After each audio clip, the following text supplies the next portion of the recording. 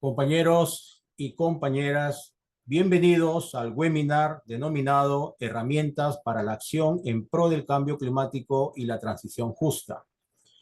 Este webinar es parte de la unidad 3 del segundo módulo del programa andino de formación Líderes y Lideresas para el Cambio Climático y la Transición Justa. La sesión de hoy estará a cargo de la profesora Ivonne Llanes. La profesora Llanes es bióloga, ecologista y feminista ecuatoriana, experta en cambio climático y servicios ambientales.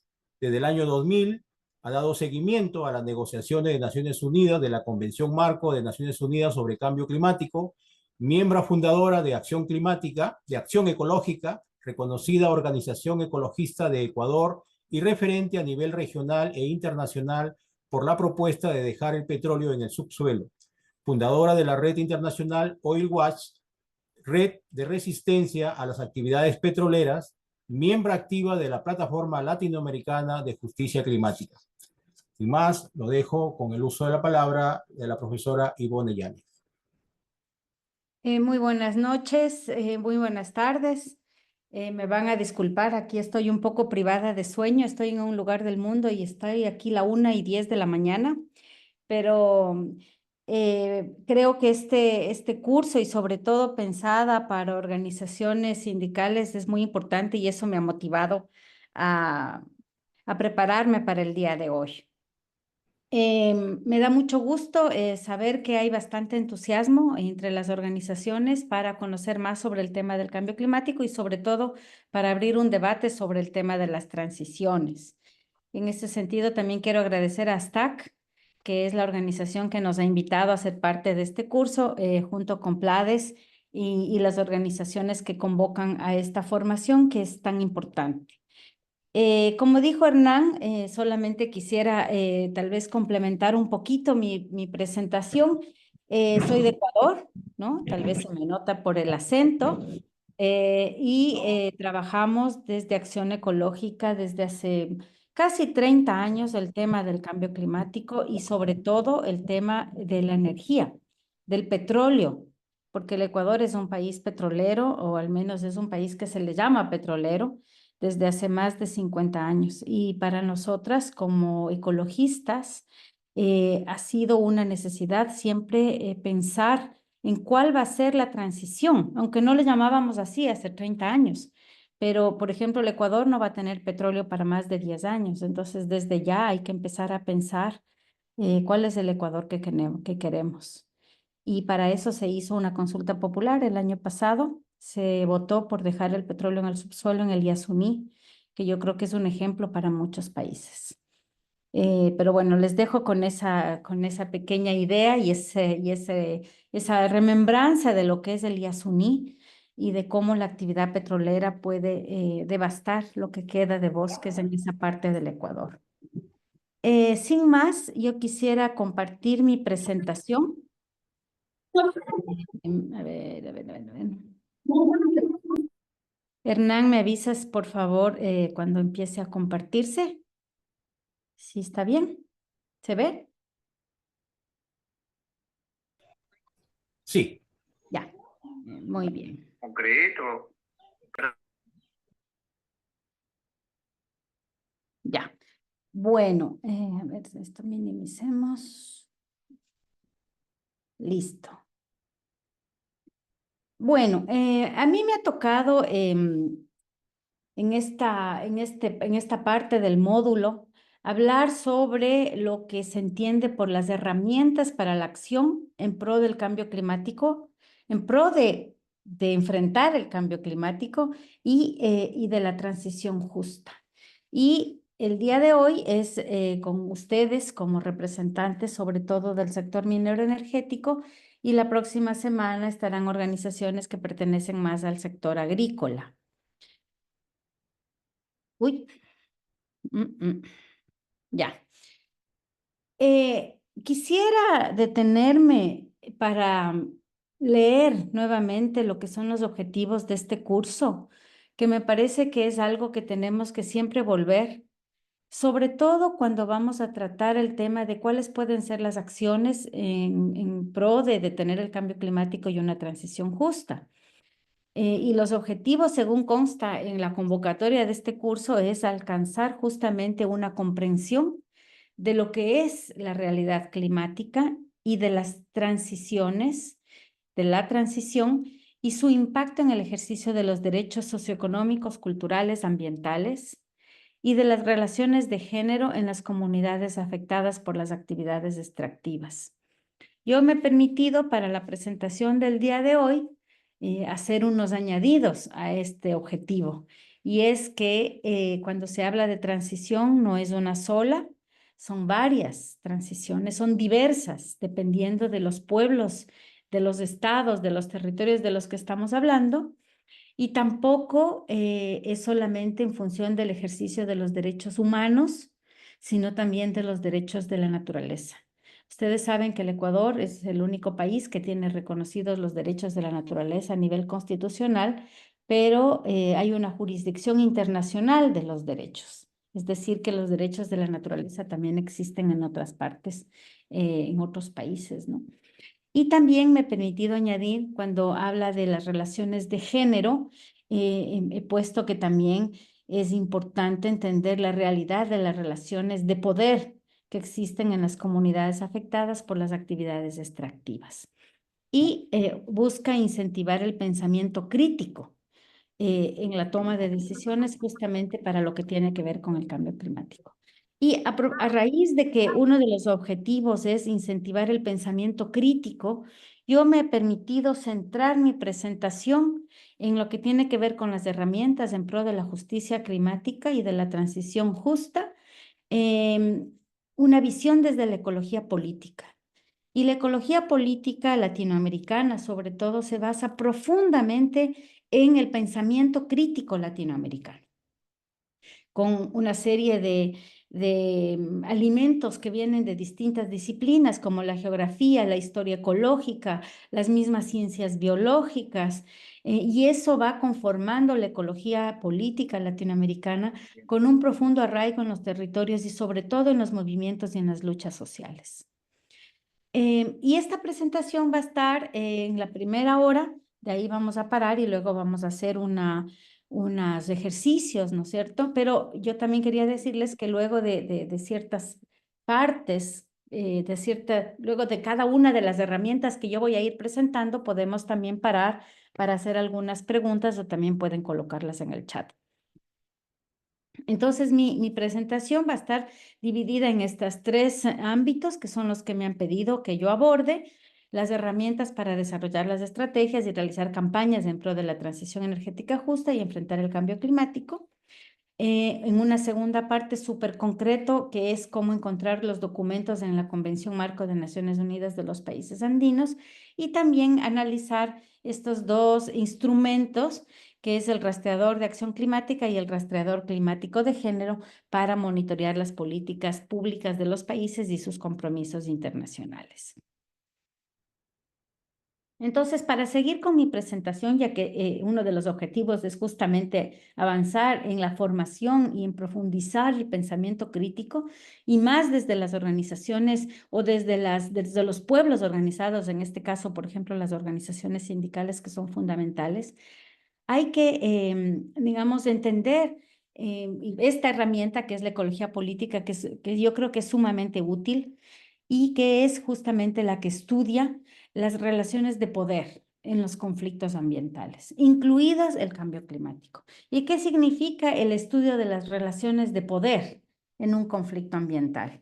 Es básicamente, por ejemplo, empezar por... Empezar por, tal vez, Hernán, tú puedes silenciar a las personas que tienen con el micrófono abierto. Ya, gracias. Y obviamente digamos, el pensamiento crítico, y en este caso la ecología política, lo que empieza haciendo es planteándose preguntas. Es decir, planteándose preguntas eh, que empiezan como, por ejemplo, si es que hablamos de cambio climático, ¿quiénes son los responsables del calentamiento global? No solamente aprender qué es el calentamiento global, qué es el cambio climático, que yo sé que ustedes han tenido clases, ¿no es cierto? Ya unas clases anteriores sobre esto, pero lo importante es plantearse desde el punto de vista de pensamiento crítico, quiénes son los responsables. Y los responsables sabemos que son los países industrializados del norte, incluida China ahora, y esto viene de un proceso histórico desde mediados del siglo XIX. ¿Y quiénes se han beneficiado y quiénes han salido perdiendo? Se han beneficiado, por supuesto, las sociedades industrializadas del norte, las corporaciones transnacionales vinculadas al extractivismo fósil sobre todo, pero a todo lo que está relacionado con eso, transporte, aviación, etcétera.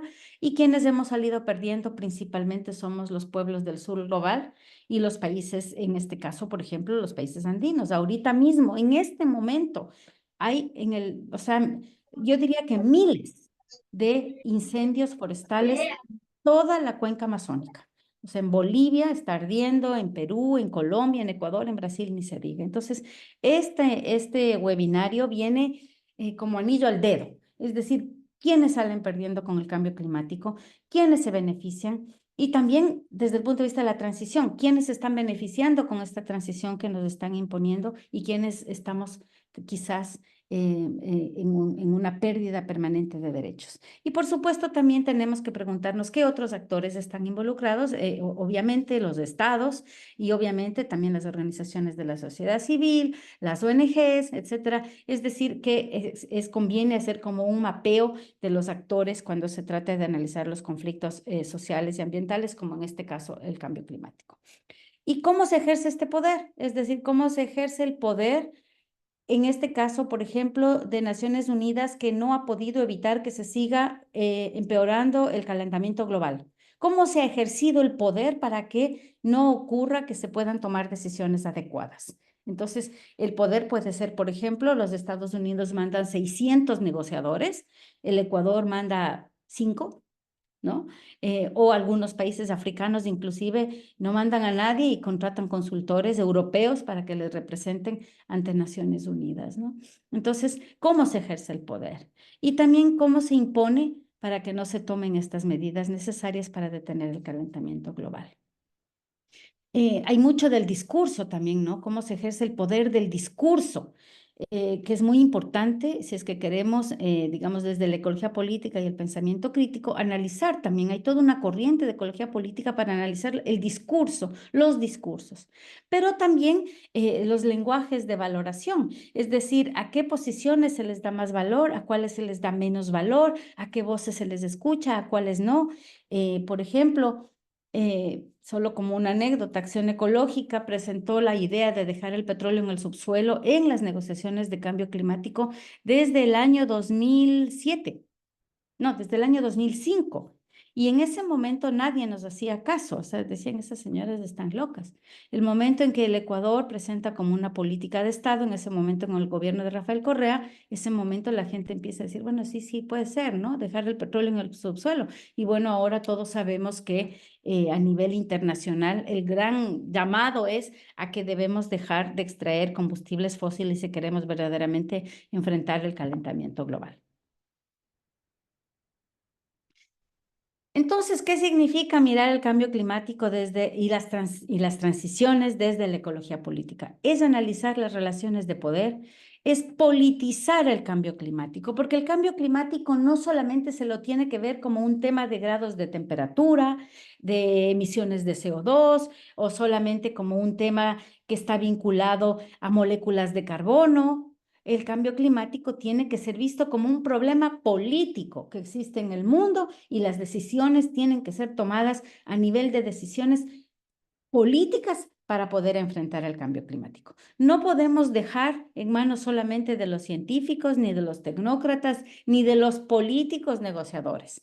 Es politizar el cambio climático, significa que desde todas las organizaciones parte y desde todas las partes en este caso, Naciones Unidas, puedan tomar partido y politizar el cambio climático analizando las relaciones de poder. En cuanto a las transiciones, también tenemos que plantearnos algunas preguntas, así como con el cambio climático vimos algunas de ellas. En el caso de las transiciones, politizar la transición significa también empezar a plantearnos algunas preguntas, como por ejemplo, cuando hablamos de transiciones, ¿nos referimos a cuál? nos referimos a cuáles. Transición significa transitar de dónde a dónde. ¿Quién está proponiendo la transición? ¿Los pueblos o nos imponen los gobiernos o viene desde las corporaciones? ¿Por qué justo ahora, desde hace 5 años, no hemos parado de hablar de transiciones y hace 20 no? ¿Con quiénes vamos a hacer esta transición? De la mano de los pueblos, de la mano de los economistas, de la mano de los científicos, de la mano de quiénes, de los indígenas, de los campesinos, de las organizaciones sindicales, ¿no? Y sobre todo, ¿para qué vamos a transitar? ¿Una transición para qué? Ahora casi que se ha hecho como un sinónimo transición es igual a transición energética, cuando en realidad la transición o las transiciones tienen que ser también hacia la soberanía energética, hacia la soberanía alimentaria, hacia una transformación de la sociedad, hacia darle la vuelta a la tortilla de esta economía que está depredando el planeta. Es decir, ¿para qué y sobre qué vamos a hacer esta reflexión y esta propuesta y este planteamiento y construir la transición? ¿Cómo la vamos a hacer y cuándo la vamos a hacer? Porque también hay que pensar que los tiempos para la transición son diversos. El tiempo de los pueblos, el tiempo de la biodiversidad, que puede ser por miles de años, el tiempo de Wall Street, ¿no? El tiempo de las transacciones digitales, que son en micromilésimas de segundo. Es decir, el tiempo, cuando se habla de la transición o de las transiciones, es muy importante y es un tema que tiene que discutirse entre las organizaciones en los territorios para saber, digamos, cuándo y cómo hacerla, ¿no? Y por supuesto también, sobre todo ahora, qué consecuencias está trayendo la transición hegemónica que nos están imponiendo en nuestros países y en nuestros territorios, con la devastación que entendemos, que ya sabemos que se está dando. Y cuando se habla de los lenguajes de valoración y de quiénes son los que plantean las cosas, no es lo mismo cuando el Banco Mundial habla de transiciones verdes como cuando habla la Unión Europea, como cuando habla la Organización de Aviación Civil Internacional, como cuando habla Joe Biden, el presidente de Estados Unidos, cuando habla el FMI o cuando hablan las organizaciones sindicales de cualquier parte del mundo, porque a lo mejor la transición justa y eficaz de la CGT francesa no es la misma que lo que dicen las organizaciones sindicales en América Latina. Así como tampoco la transición para la vía campesina es una transición energética. Para la vía campesina es una transición sin venenos, pero una transición sin veneno significa una transición sin agrotóxicos y los agrotóxicos son principalmente derivados del petróleo. Entonces, la vía campesina también está clamando una transición verdadera energética en este caso, ¿no? Y hay organizaciones como, por ejemplo, el Pacto Ecosocial del Sur, que habla de esta transición socioecológica radical y post-extractivista. Y hay muchas otras visiones. Por eso yo siempre hablo de las transiciones, no es solamente una. Obviamente a nivel de gobierno, en este caso yo he puesto aquí del Ecuador, pero me imagino que en otros países andinos ocurre lo mismo. El Ministerio del Ambiente hace pocos años se cambió de nombre y ahora es el Ministerio del Ambiente, Agua y de Transición Ecológica. ¿Y cómo ve el gobierno la transición ecológica en el Ecuador? Básicamente, yo creo que aquí he puesto solo 2 ejemplos. La ve como un tema de economía circular, que también hay una fuerte crítica de los economistas ecológicos a la economía circular, y también, por ejemplo, a lanzar programas oficiales que tienen que ver con las compensaciones de carbono, en este caso, por ejemplo, el carbono cero. Pero la transición ecológica también es vista en el Ecuador muchas veces como una transición energética, ahora que hemos tenido cortes de electricidad de hasta 8 horas hace unos 3 meses. Se habla también de la transición energética, por ejemplo, hacia fuentes basadas en tecnología de energía renovable como el sol, la eólica, etcétera, etcétera. Y bueno, cuando se habla de transición, ya que la mayor parte de las veces nos obligan casi a hablar de transición energética, muchas veces a lo único que se limita esta transición energética impuesta y hegemónica es que se va supuestamente a sustituir los combustibles fósiles por otras fuentes de energía. Pero lo que está pasando es que en materia energética total, se está aumentando energía a la matriz, no se está sustituyendo. Y el petróleo es absolutamente insustituible desde el punto de vista físico-energético. O sea, es altísima, tiene una alta posibilidad de generar energía con poca materia, a diferencia de otras fuentes de energía, tanto renovables como no renovables. Entonces, recordemos cuál fue la primera herramienta, ¿no es cierto? La primera herramienta es preguntarse. Preguntarse, estar preguntando siempre, tanto para el cambio climático como para las transiciones. La segunda herramienta desde la ecología política es sospechar. La primera, preguntar. La segunda, sospechar. Por ejemplo, sobre ciertos preceptos que nos dicen del cambio climático y que quieren que aceptemos como ciertos. Y esto tiene mucho que ver con una distracción de encontrar las soluciones, que ya sabemos cuál es, como es empezar a dejar el petróleo en el subsuelo y otros cambios para enfrentar el cambio climático. Entonces, pero nos hacen creer algunas otras cosas para distraernos, como por ejemplo que los desastres naturales, que los desastres climáticos son desastres naturales. Y sabemos que no lo son, son desastres provocados por algunos seres humanos, no todos, y se ve claramente que fue efectivamente cuando empezó a extraerse el combustible fósil, el petróleo, el carbón, el petróleo, gas, etcétera, cuando empieza a provocarse el calentamiento global extremo y los desastres climáticos también. Entonces, los desastres que ocurren, las inundaciones, los incendios que están pasando este momento, no es que son provocados con un pirómano que sí puede haber ocurrido, por supuesto, y que fue que prendió fuego al bosque. Son desastres provocados por el cambio climático. ¿Y quiénes son los responsables? Son los países industrializados del norte, las corporaciones vinculadas al combustible fósil, etcétera, etcétera, etcétera. Entonces, son incendios provocados. Otro supuesto que quieren que lo tomemos como una verdad es que hay un problema de sobrepoblación en el mundo. Y con el cuento de que hay sobrepoblación en el mundo, cuando alguien me viene a decir eso, yo lo primero que hago es preguntarles, ¿y quién es el que está de más? Si hay sobrepoblación, es que hay alguien que está de más. ¿Quiénes son los que están de más? Entonces, claro, nadie dice que los pobres, los indios, los negros son los que tienen muchos hijos. O sea, no se atreven verdaderamente a decirlo, pero lo piensan. O que en China e India son demasiadas personas y que todos quieren carros y celulares y que eso es lo que está provocando el calentamiento global. Hay que tomar en cuenta que la China y la India en los últimos 20 años es que han aumentado sus emisiones considerablemente, por supuesto, como país, ¿no? Y per cápita también, pero el calentamiento global y el cambio climático, esto ocurre históricamente desde 1850, es decir, que, digamos, no se le puede echar la culpa a que hay muchos chinos o muchos indios que quieren todos carros y celulares. Yo puse aquí solamente para ilustrar, ¿no es cierto?, de quiénes son los que están de más.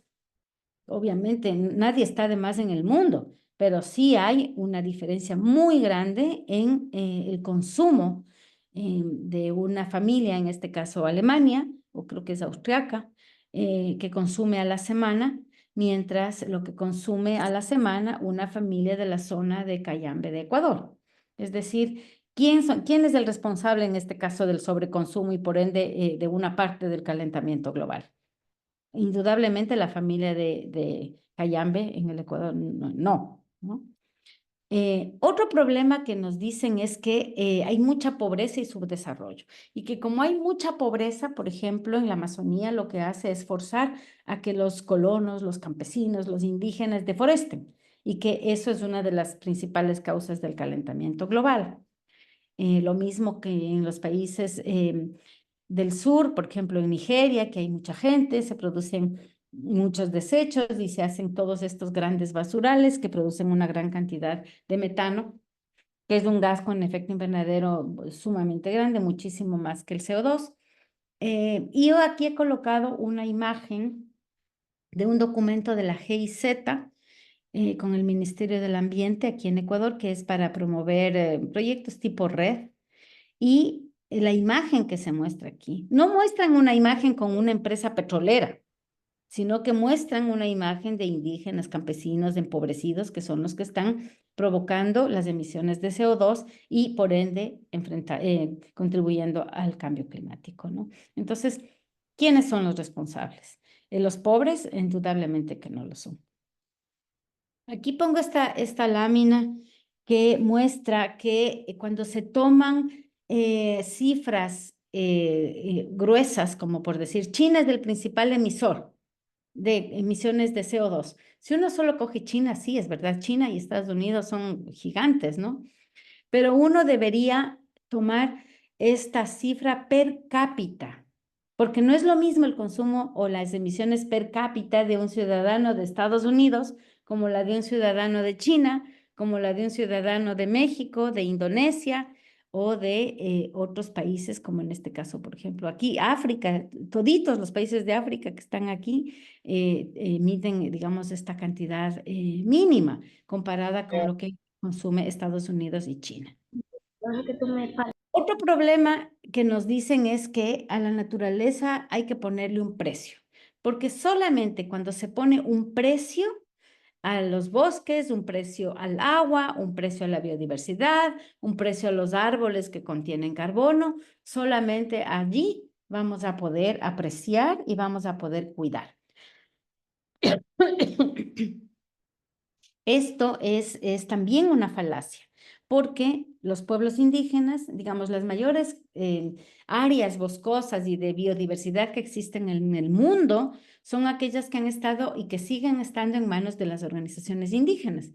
Y ahí no ha habido ninguna monetarización de la naturaleza ni de los bosques, nada, y se han cuidado. Es decir, que cuando se pone, digamos, la mercantilización de la naturaleza, en este caso, a través de colocarle un precio, en vez de solamente decir que tiene un valor intrínseco como naturaleza, como bosque, como río, etcétera, sino que le ponen un precio, según esto, según las reglas del mercado, entonces se va a poder conservar mejor. Pero se ha visto que no es así y vamos a ver un ejemplo clarísimo después de un rato. No es lo mismo valor y precio. Otro problema que nos dicen es que recuerden que estamos en la segunda estrategia, que es en la segunda herramienta, que es sospechar, ¿no? Hemos visto una serie de cosas que nos dicen sobre el cambio climático que tenemos que estar alerta y decir, bueno, ¿será cierto? Sospechemos y entonces podemos investigar. Otro problema que nos dicen que del calentamiento global es que es un tema de tecnología, que tenemos que ser más eficientes, que tener mejor tecnología y que de esa manera se va a controlar. Y que con carros eléctricos, con impuestos al carbono o con eficiencia energética, vamos a solucionar. Y en esto consisten muchas de las propuestas que vienen detrás de la transición energética. La transición energética dice, vamos a hacer millones de carros, sustituir todos los que son a combustión, vamos a sustituir todo lo que son las luminarias en el mundo y vamos a poner focos ahorradores, etcétera, como que fuese todo un tema de eficiencia y de tecnología.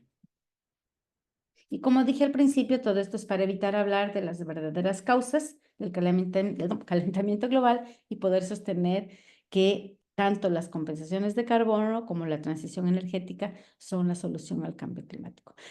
Aquí voy a pararme un ratito. No sé si tienen preguntas, si tienen comentarios. Estoy encantada de escucharles. Sí, doctora, si me permite. Claro. De todo lo que yo le voy escuchando hasta el momento, creo que me queda claro que los países, no todos tenemos igual responsabilidad frente al cambio climático. Hay Así, responsabilidades comunes, pero diferenciadas, ¿no? correcto.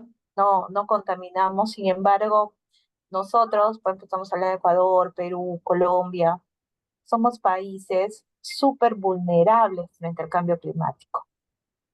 Por lo menos Perú tiene 7 de las 9 vulnerabilidades frente al cambio climático. Y esta responsabilidad, que creo que también se tiene que llamar un poco a traer el término de justicia ambiental, ¿no? Necesitamos los sindicatos, creo, entender que no solo es hablar del concepto de transición y que las energías limpias y cambiar, es más que eso, ¿no? Estamos hablando de un cambio inclusive de un modelo económico extractivista, de un modelo económico quizás capitalista también. Entonces, ahorita estamos viviendo, seguimos en la lucha. Hoy día nuestra presidenta del Perú ha dicho que no va a privatizar Petroperú, por ejemplo, tiene que ver nuestra seguridad energética, lo que para nosotros es una empresa del Estado y es muy importante. Entonces yo creo que lo que usted nos está diciendo es el momento, nos está abriendo ese horizonte, ¿no? De ver ya, sí, transición justa, pero ¿qué más, no? ¿Qué tan responsables, qué tanta responsabilidad tenemos todos y todas y qué también podemos hacer? Nada más. Muchas gracias, Ruth, ¿no? Creo que el compañero Fernández de Venezuela levantó la mano. Sí, buenas noches. No, solamente para hacer un comentario. Cuando usted habla de que amplió los objetivos, que amplió en cuanto donde dice relaciones de género y de poder, me parece que es muy pertinente ese agregado que usted hizo del poder, porque sobre todo los sindicatos, las organizaciones sindicales, en el trazado de todas las estrategias y en las políticas que se puedan general para hacerle frente al cambio climático, porque no tenemos ese poder consolidado, muchas veces no nos toman en cuenta, nos tienen a un lado, no oyen nuestro planteamiento.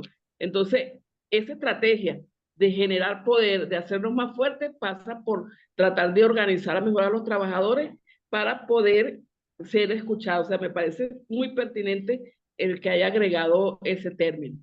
Muchas gracias. No sé si hay una tercera pregunta, tal vez, que alguna intervención. Sí, yo tengo una pregunta, o más A bien ver, quiero acotar algo. sí. Verá, en cuanto dijo de los coches eléctricos, eso yo creo que en sí no nos va a beneficiar. ¿Por qué? Porque para construir un coche eléctrico se necesita de una batería, ¿verdad?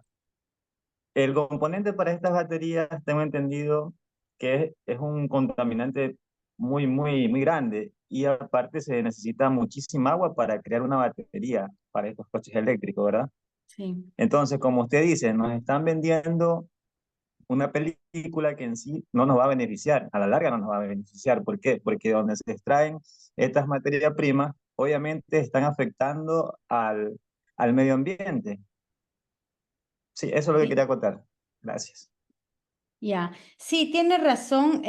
Los autos eléctricos, sobre todo con esta ampliación masiva que quieren hacer en los países del norte, en China, en Japón, en Australia, requieren una cantidad ingente de metales que vienen de nuestros países principalmente, pero también de otros países digamos, del mundo, ¿no es cierto?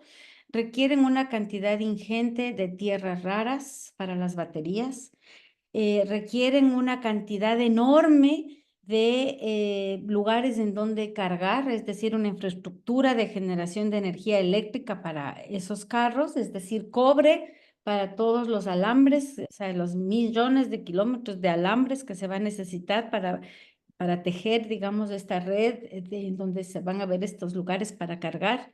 Ya hay, ¿no? Aquí, por ejemplo, ahorita yo estoy aquí en Europa y obviamente en todo lado uno puede ir y coger y cargar, pero nadie dice que, primero, que de dónde viene esa energía para poder cargar.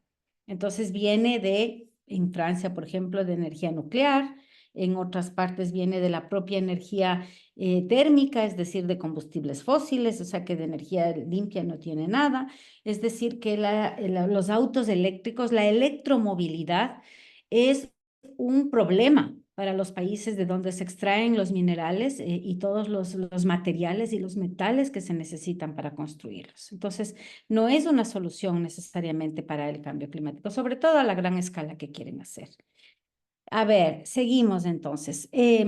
No sé si hay alguien más que Sí, quiera yo hacer. quisiera comentar, profesora, Claro, Sí, Sí, Carla Bolaños de Perú, ¿no? Un poco en el marco de lo que usted ha comentado y que obviamente también señaló que hay observancia respecto al tema de economía circular, ¿no? Frente al cambio climático. Entonces, por ejemplo, en nuestro país, esta implementación para enfrentar el cambio climático es básicamente relevante debido a la vulnerabilidad que tiene nuestro país frente a fenómenos climáticos, ¿no? Como el fenómeno del Niño, el tema de la pérdida de glaciares, el tema de la deforestación. Entonces, y respecto a estos procesos, pues en diferentes sectores de nuestro país referidos al tema de economía, esto tiene un impacto bastante significativo en la reducción de emisiones de gases de efecto invernadero, ¿no?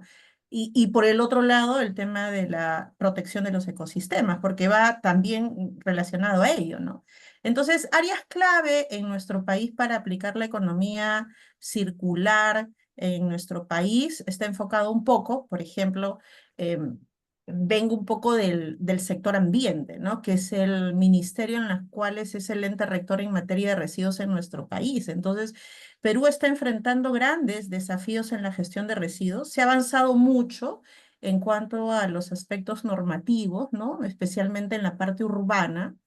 Y la economía circular con este nuevo marco legal en materia de residuos sólidos que data desde el año 2017, lo que se ha incorporado es el tema del reciclaje, la reducción de los residuos, la reutilización de materiales, ¿no? Plásticos, vidrio, etcétera, etcétera, y el desarrollo de infraestructuras incorporando un crecimiento en lo que sería la valorización de estos residuos que podrían obviamente reducir la cantidad de residuos en los famosos botaderos, ¿no?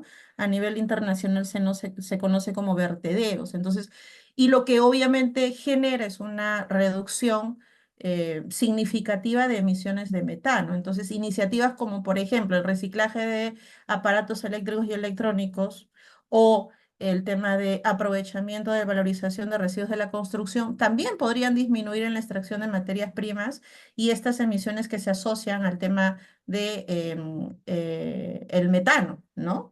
Entonces, por ejemplo, una parte en el marco de este curso que estamos llevando, pues el tema de la minería. En la minería también podría involucrarse el tema de economía circular, ¿no? Porque la minería es uno de los pilares económicos de todos los países. En nuestro país es muy fuerte. El sector minero podría adoptar prácticas circulares para poder minimizar ese impacto ambiental, ¿no? Entonces, hablando del tema de recuperación, reutilización, cómo esto se introduce en toda esa temática para poder reducir, que obviamente, como usted lo señala, viene también afectando un poco el crecimiento, o sea, usted lo mencionó bien, pero también va directamente proporcional, ¿no? Por ejemplo, el tema de residuos, mientras más población, hay más residuos. Y los países, incluyendo el nuestro, del mundo, nadie reduce la cantidad de residuos, más bien todo lo contrario, está incrementando. Entonces, y eso realmente va a generar una situación bastante crítica. Entonces, incorporar tecnologías limpias, incorporar mejoras en la gestión de los residuos e introducir esta temática de economía circular en el buen sentido de la palabra, con beneficios positivos, yo creo que va a cambiar nuestro planeta. Eso ya. es un poco mi comentario. Muchas gracias, Carla. A ver, yo quería les propongo lo siguiente, voy a hacer un pequeño comentario de lo que Carla dijo y luego pasamos a a otras dos herramientas y continuamos con las preguntas de las dos personas, de las tres personas que veo que levantaron la mano. Brevemente, ¿por qué los economistas ecológicos hacen una crítica a la economía circular? En primer lugar, porque la economía no es cerrada. La economía, digamos, desde el punto de vista de una actividad humana, ¿no? No es cerrada.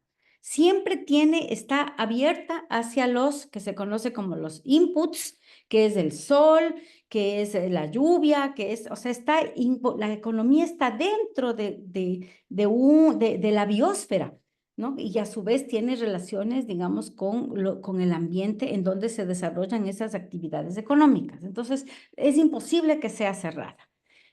Eso por un lado. Se le llama economía circular, pero en realidad está mal llamada porque no existe una economía circular per se, ¿ya? Por esto que les menciono. En segundo lugar, se sabe que a nivel mundial no se recicla más del 7% de todos los desechos que se producen, de los desechos sólidos en el mundo. Es decir, que no es verdad que puede llegarse al reciclaje completo. Eso es imposible. Máximo se sabe que por cifras de los mismos economistas ecológicos que un 7% es lo máximo que se llega a reciclar.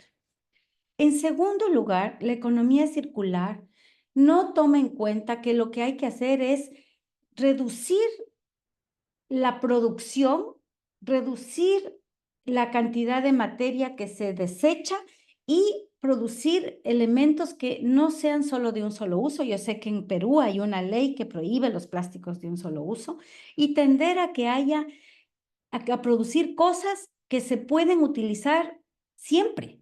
Es decir, yo, por ejemplo, ahorita me tomé un café, estoy en un hotel y me vendieron en un vaso de estos. ¿Qué voy a hacer yo? Voy a botar esto allá. Podían haberme dado en la cafetería del hotel una taza que se lave. No, pues me dieron esto de aquí. Entonces, la economía circular muchas veces además es utilizada básicamente por muchas empresas que son altamente contaminantes como un lavado verde. Es decir, yo tengo economía circular, yo aquí estas cositas reciclo, etcétera, pero no se habla del grueso de la contaminación, como por ejemplo en el caso de la industria y de la extracción minera. Es decir, la minería es una de las actividades más devastadoras que existen en el mundo. Jamás van a poder tener una economía circular, porque la cantidad de desechos es brutal. Entonces, puede servir un poco a pequeña escala, etcétera, pero tomando en cuenta todas estas limitaciones. A ver, sigamos entonces y luego volvemos con las preguntas que tienen las otras personas. Una tercera herramienta que ya vimos antes, ¿no es cierto? La primera era preguntarse cosas, la otra era sospechar siempre. Esta es estar informados. Es decir, ya bueno, yo sospecho, me parece que me están metiendo el cuento, pero yo lo que quiero es informarme. Entonces, por ejemplo, cuando en el tema en el que yo trabajo, digamos, ese es lo que yo hago todos los días, digamos, ¿no es cierto? Cuando se habla de las compensaciones o bonos de carbono, cuando van a las comunidades, lo único que les dicen es que les vamos a pagar por lo que ustedes han hecho toda la vida. Van a recibir un dinero para conservar el bosque. A cambio de eso, ustedes me dan unos certificados o bonos de carbono. Y con eso vamos a enfrentar el cambio climático y todo el mundo va a ser feliz. Pero no les dicen la otra parte del problema, que es que estas certificados de carbono, estos bonos de carbono, son en la práctica permisos para contaminar.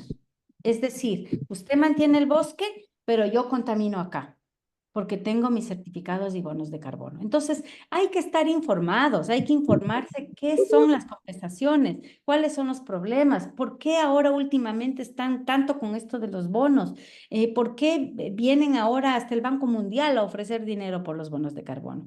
Es porque desde antes, ¿no? Desde el año 97, por ejemplo, con los mecanismos de desarrollo limpio, pero ahora más con el Acuerdo de París, lo que se busca es alcanzar estas emisiones neta cero, la carbono neutralidad, que no significan reducciones reales de emisiones de CO2, sino seguir contaminando a través de la utilización de estos certificados o bonos de carbono que me están dando las comunidades indígenas que tienen bosque, los campesinos que tienen cultivos de café, la pequeña, digamos, tecnología basada en energías renovables, las incineradoras de basura ahora están cobrando bonos de carbono, porque dicen que están reduciendo las emisiones de CO2, pero en realidad lo que les están dando son permisos para que otros contaminen en otro lugar del planeta.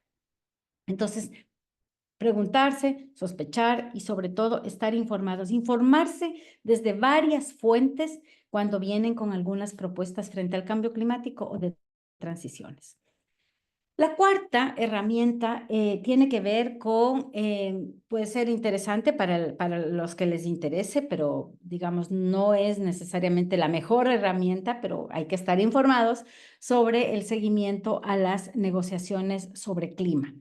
Yo he colocado negociación sobre clima entre comillas, porque las negociaciones de la Convención Marco de Naciones Unidas desde hace varias décadas que dejaron de ser sobre clima. Ahí no se discute cómo enfrentar el calentamiento global. Ahí se discute cómo hacer negocios con los desastres climáticos. Y es muy fácil, vamos a ver una lámina que les voy a poner después. Ahorita ya estamos en la COP29, en 2 meses, ¿no? Ya en Brasil va a ser la gran COP30, es decir, que han pasado, ¿cuántos? 32 años, ¿no? Porque empezó, digamos, la primera desde el 95, ¿no? ¿Cuántos serían? 29 años. Y 30 COPs, 29 COPs, ¿no es cierto? Se han tomado más de 400 decisiones, más de 40 resoluciones, miles de documentos de países, mandatos, acuerdos, planes de acción, declaraciones, decenas de miles de delegados, observadores que van a las cumbres, ¿no es cierto? Ahora, ¿qué es lo que ocurre? Por un lado, cada vez se restringe más la participación de las que no son partes, es decir, de las que no son delegados de países, sino de los observadores. Por ejemplo, aquí esta es una del 2021 en Glasgow. Llegaron 11.700 observadores registrados. Yo también estuve allí en estos 11.700. Pero para las negociaciones, para ver por lo menos qué es lo que están discutiendo, solo dejaron entrar a 36. Entonces, ¿de qué sirve ir a las COPs si en realidad no se puede cambiar ni una coma desde los observadores y todo está ya prácticamente decidido, ¿no? Esta lámina era antes. Bueno, después voy a volver. Se me metió ahí por error. ¿Qué más ocurre? En Naciones Unidas lo que ocurre es que cada vez van más lobistas del sector corporativo.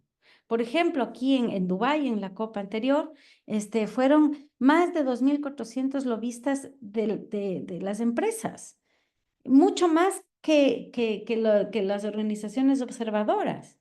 Entonces, no puede ser, o sea, ¿qué tipo de negociaciones es cuando les escuchan más a las empresas que a los pueblos indígenas?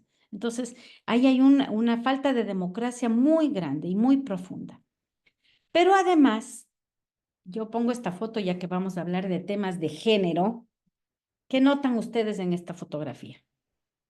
Prácticamente todos los negociadores o muy pocos, como jefes de delegación que verdaderamente toman decisiones en el mundo, son hombres. Y son hombres que además están en un círculo de puertas giratorias, ¿no es cierto? Muchos de estos son funcionarios y también trabajaban en las empresas petroleras o trabajaban en empresas de mercados de carbono, ahora son funcionarios, ministros y así, y están como rotando allí. Y a lo que les interesa es básicamente es alcanzar en las últimas negociaciones lo que se conoce como el cero neto, basado en los acuerdos en el Acuerdo de París, y es básicamente profundizar las compensaciones de carbono para seguir extrayendo y quemando petróleo.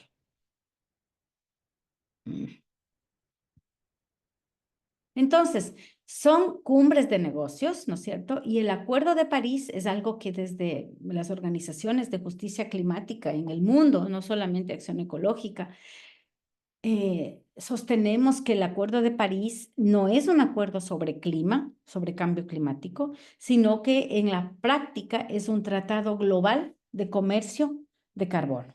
Entonces, cuando utilizamos ciertos lenguajes que dicen es que tenemos que alcanzar el 1.5 grados centígrados porque así lo dice el Acuerdo de París.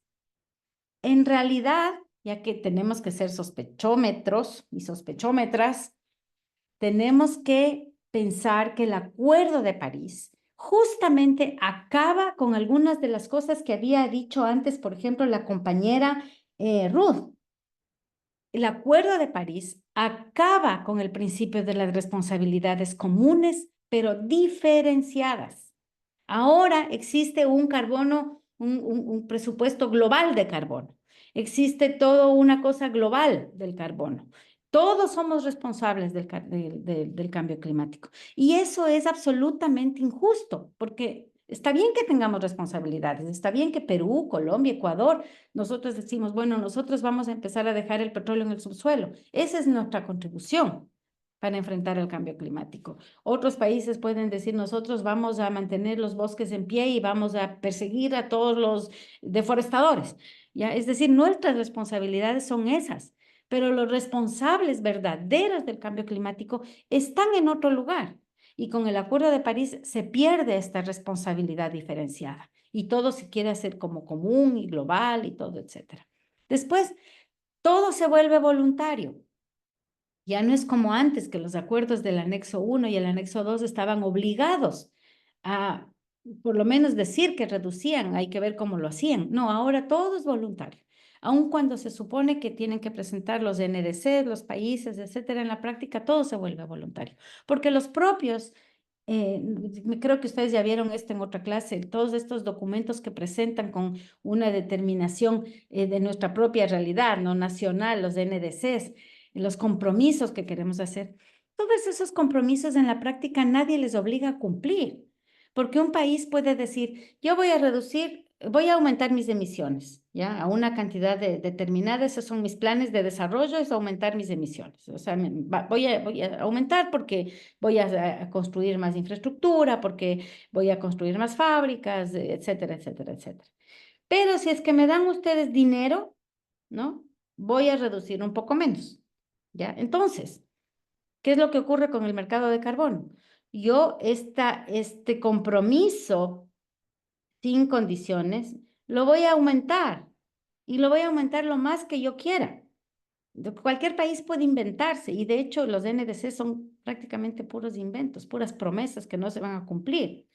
Porque si me dan el dinero, esta diferencia es lo que yo voy a negociar en el mercado global de carbono, que son los ITMOs, ¿no? Que son estas unidades de comercio de carbono que se crea a través del Acuerdo de París.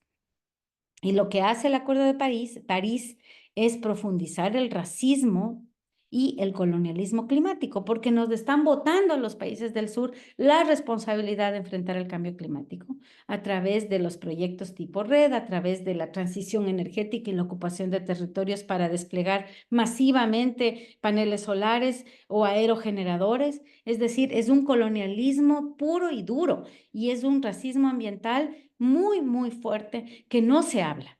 Es decir, hay que hablar y plantearse que existen estos problemas estructurales que tiene las negociaciones de cambio climático, incluido el Acuerdo de París.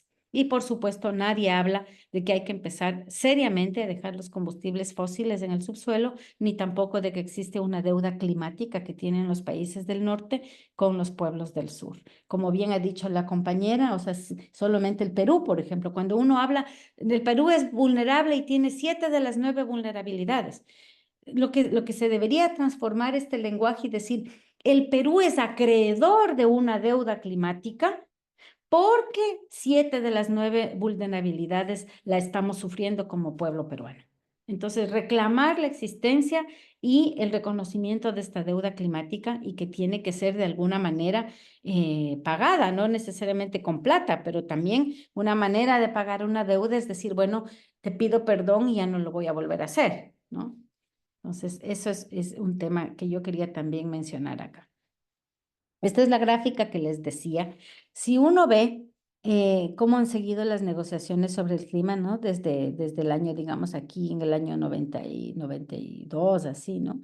Y ve cómo siguen aumentando, ¿no? El protocolo de Kioto, la COP20 de Lima, la COP25 de Santiago y Madrid, la 21 de Glasgow, después ya vinieron tanto la de Egipto como la de Dubái, y después va a venir, y la temperatura en el planeta y las emisiones no han parado de subir.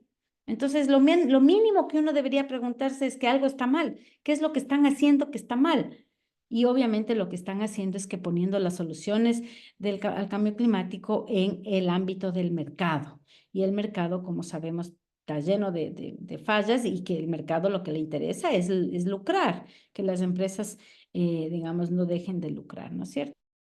Y en lugar porque claro, uno lee los documentos y hablan de descarbonizar, pero ¿qué es descarbonizar? Es utilizar mecanismos de mercado, de carbono, pero no hablan de despetrolizar, que es verdaderamente como deberían decir los documentos de Naciones Unidas. La quinta herramienta, y después de esto también paramos otro poquito, es el tema de la focalización. Cuando uno quiere enfrentar un problema, como en este caso el cambio climático, uno tiene que focalizarse en la base del problema y en qué vamos a poner toda nuestra energía y atención. Lastimosamente, como se ha dado hasta ahora, y más recientemente, y se sigue dando con más fuerza, es poner la focalización del cambio climático en las moléculas de carbono. Moléculas de carbono que se mueven en la atmósfera, ¿no? Y de concentraciones de gases con efecto invernadero. Y entonces, y claro, y hablar de grados de temperatura que es absolutamente abstracto, porque no es lo mismo grados de temperatura en el Ecuador como en África, como aquí en Europa. Es decir, un 1.5 grados de temperatura, ¿en dónde? En África dicen que va a subir 7 grados si seguimos así. Entonces, focalizar. La focalización es una manera como se ha dado hasta ahora, de abstraer el problema político y ponerlo en términos de moléculas. Y entonces, de ahí se derivan las soluciones. Si yo solamente veo moléculas, ¿qué hago?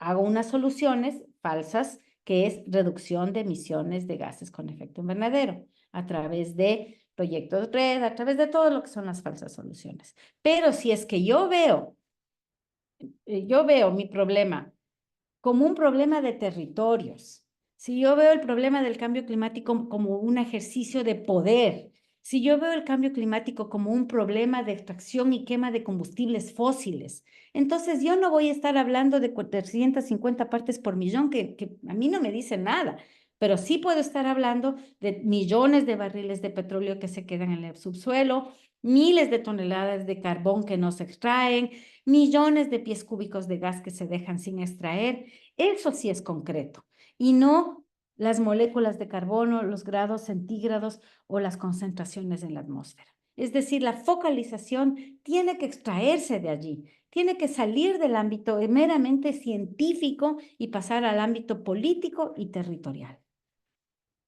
De la misma manera, nos vamos a centrar, focalizar en estar abogando porque se respete el Acuerdo de París con todos los problemas que eso significa, o vamos a enfocarnos en las luchas de los pueblos en las calles para dejar de detener la expansión de la frontera petrolera, para detener la expansión de las fronteras mineras, para detener el agronegocio y los cultivos agroindustriales. Es decir, tenemos que trasladar el foco a otra cosa. Solamente así podremos seguir enfrentando el calentamiento global, ¿no?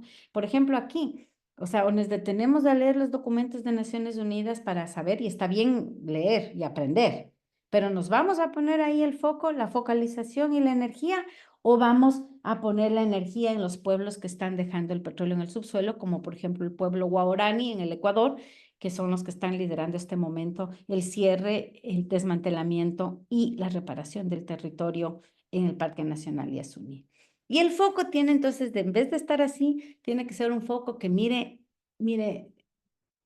el panorama general, que mire las causas de la extracción y quema de combustibles fósiles, la sobreproducción de mercancías brutal en el mundo y el transporte, por supuesto. Ahora ya hay unos barcos de estos que llevan 11,000 containers. Toda la producción, digamos, industrial altamente contaminante y el transporte. Actualmente, y aquí debía haber puesto una imagen que me olvidé de poner, actualmente los principales, digamos, compradores de bonos de carbono y de los principales emisores que existen en este mundo son el transporte, ¿no? Es el transporte aéreo de mercancías, de vehículos, etcétera, etcétera. Es también las fábricas de manufacturas, ¿no? Y todo esto basado en extracción y quema de combustibles fósiles.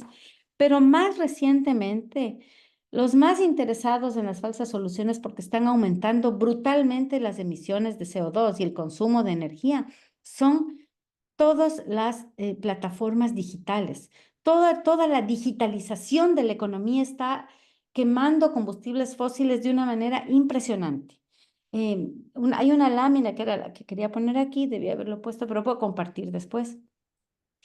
Por ejemplo, Google consume tanta energía como todo el Ecuador y Microsoft se da más o menos por ahí. Google dice que consume tanta energía como Ecuador, gorda. Sí, exactamente. Ya les voy a mostrar la lámina que tengo por allí más luego. Y también Lo bueno la, que esta es camarada, dice. también la búsqueda, por ejemplo, en Google, una búsqueda normal que se hacía antes en Google, que todos hemos utilizado, utilizaba una cantidad de energía, digamos, ahora lo vamos a ver en este gráfico que les voy a poner. Pero con la inteligencia artificial, ¿qué significa inteligencia artificial? Son máquinas, computadoras, miles, millones de máquinas que están procesando a una velocidad impresionante datos, ¿no es cierto? Entonces, en la búsqueda de Google con inteligencia artificial, si antes era así, ahora es así, consume 30 veces más. Es decir, toda la economía digital es una de las que está aumentando brutalmente el consumo de energía, ¿no? Entonces, ¿nos vamos a seguir fijando en las moléculas de carbono o nos vamos a fijar en lo que está haciendo Google, Microsoft, Amazon? Todas esas, que Amazon básicamente son nubes de datos y comercio digital, ¿no es cierto? Online.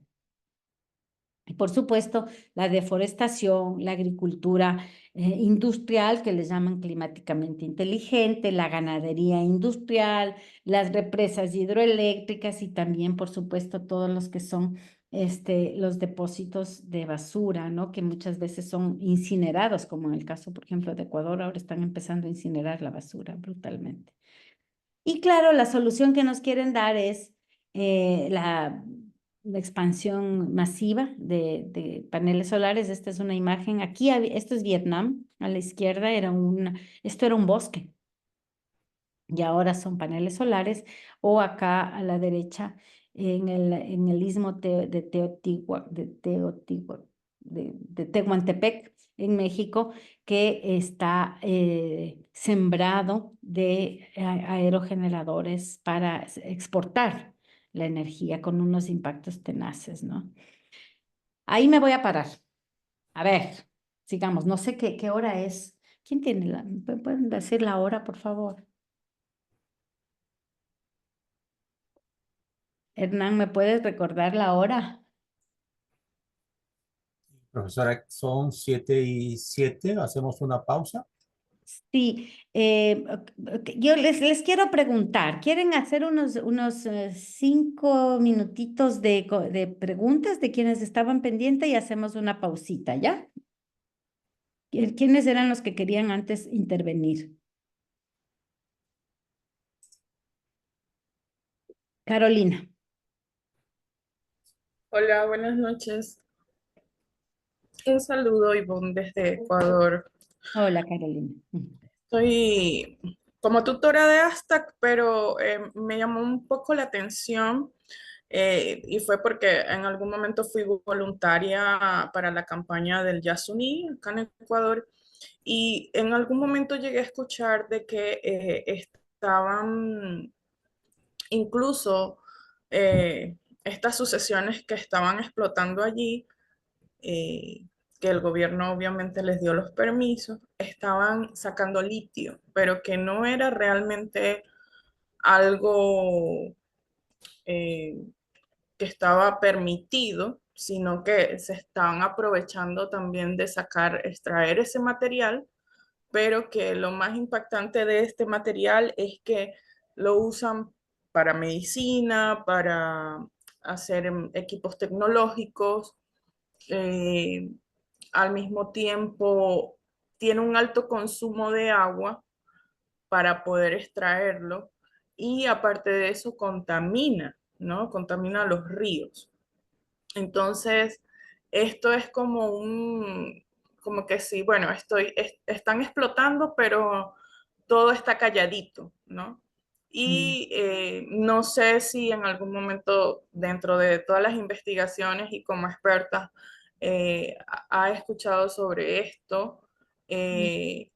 Además de que, o sea, yo presiento, ¿no? Y ese termómetro que usted dice que tenemos que estar como sospechando, eh, yo sospecho, tengo la leve impresión de que, aparte de que están incluso extrayendo con todo el cuento de la minería y todo esto del litio, creo yo, porque en algún momento yo lo viví en Venezuela, porque soy de la zona sur de Venezuela, donde está la mayor reserva de oro y petróleo.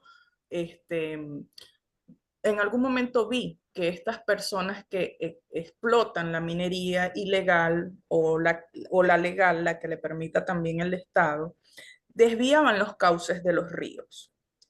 Y actualmente estamos viviendo en Ecuador una gran sequía en los ríos, ¿no? Y yo digo, esto yo lo viví, o yo lo viví pequeña, muy niña, y era que estaban estos explotadores desviando los caudales y ahora, bueno, nos enfrentamos a grandes apagones. Entonces, eso como que lo que quería como aportar y como también saber si nos puedes hablar un poquitico de del litio como tal, si es que tienes, si es que se puede, eso. Sí, a ver, el Ecuador no tiene litio, explotación de litio, ni legal ni ilegal. O sea, eso que dicen que en el Yasuní sacaban litio y eso no es verdad. Digamos, hay grandes países, Chile, ¿no? El norte de Argentina, Perú, Bolivia, obviamente que tienen, me parece que sumados el 95% de la cantidad de litio que se extrae en el mundo. Pero en el Ecuador no hay, no es verdad. Tal vez hayan sido rumores, etcétera, pero no es así. Y bueno, muchas gracias por haber participado en la campaña por el Yasuní, ganamos, ¿no? Eso. De todas maneras, hay organizaciones en otros países, de hecho, como aquí los compañeros de Bolivia deben saber, que trabajan más sobre el tema del litio. Digamos, yo conozco en términos generales, pero como no nos dedicamos a eso en acción ecológica, digamos, haría muy mal en profundizar más de eso. Se puede buscar mucho en organizaciones de los otros países del triángulo del litio, ¿no? Asdrúbal. Y después de Asdrúbal hacemos un descansito de unos 5 minutos. Asdrúbal, tienes la palabra.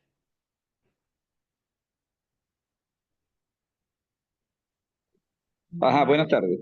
Hola. Realmente me parece interesante la forma como estás abordando el tema que te vas hacia las causas, ¿no? Y porque realmente sí hemos trabajado en otros momentos bastante en las consecuencias y en los indicadores, pero se centrate mucho en la parte de la causa. Y eso da a muchas preguntas sobre de la causa. Tendremos que trabajar sobre la causa raíz, ¿verdad?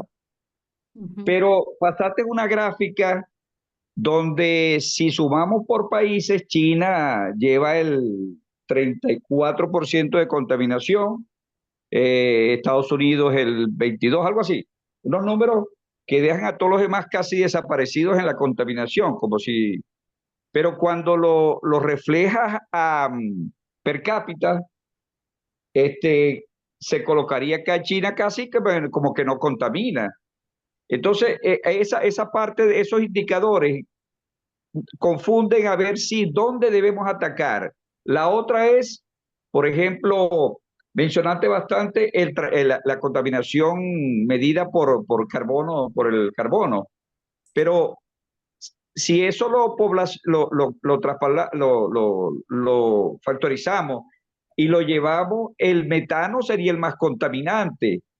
Entonces, no sé si tendremos una gráfica que nos permita, ya que está señalando las causas, nos permita enfocar realmente dónde tocar el botón para corregir. Claro, va a llegar a que la causa raíz somos nosotros, pero sí mantener una señal de que nosotros podamos apuntar a dónde tocar, a dónde corregir. Lo subrayaste como el transporte y, y ahora como la actividad de la inteligencia artificial. Entonces, quería un poquito más de información sobre la causa raíz. Gracias. Las causas son la extracción y quema de combustibles fósiles, el CO2 que viene de los combustibles fósiles es casi el 40%. Porque además toma en cuenta que, por ejemplo, aquí en esta lámina, esta agricultura industrial no solamente que produce una cantidad de gases con efecto invernadero en sí mismo, utiliza ingentes cantidades de combustibles fósiles, de gasolina. Entonces, también es así. Lo mismo con la ganadería, con la ganadería industrial, que produce altísima cantidad de metano. La ganadería industrial en Estados Unidos, en el norte de México, en China, efectivamente, produce, creo que el metano es como 20 veces más poderoso que el CO2 como gas con efecto invernadero. Es decir, no hay que enfocarse solo en una causa, no solo en el combustible fósil, aun cuando es lo primero, pero también hay que enfrentar la agricultura industrial, hay que enfrentar la producción de desechos, hay que enfrentar las represas hidroeléctricas que también producen los embalses una cantidad enorme de gases con efecto invernadero, principalmente el metano, por toda la vegetación, los lechuguines, todo eso que se forma y se pudre. Y por supuesto también hay que enfrentar la ganadería industrial. Es decir, el cambio climático no solo tiene que ser enfrentado en moléculas, grados de temperatura, etcétera, sino en las multicausales. O sea, por ejemplo, la vía campesina no trabaja necesariamente en la campaña de dejar el petróleo en el subsuelo, pero trabaja por la agricultura orgánica, por la agricultura campesina, otras organizaciones por la agricultura familiar, orgánica. Hay otros que están enfrentando la producción industrial de pollos, de cerdos. Hay otros que trabajan, por ejemplo, esta coalición internacional que se llama Gaia y Basura Cero, trabajan sobre el tema de los botaderos de basura. Hay otros que trabajan sobre el tema del transporte. Es decir, hay que enfocarse en todo, en todas las causas. Pero no todos podemos hacer todo. Entonces, unos se enfocan en un trabajo, otros en otro. Yo, por ejemplo, en Acción Ecológica, nosotros nos enfrentamos básicamente a lo que tiene que ver con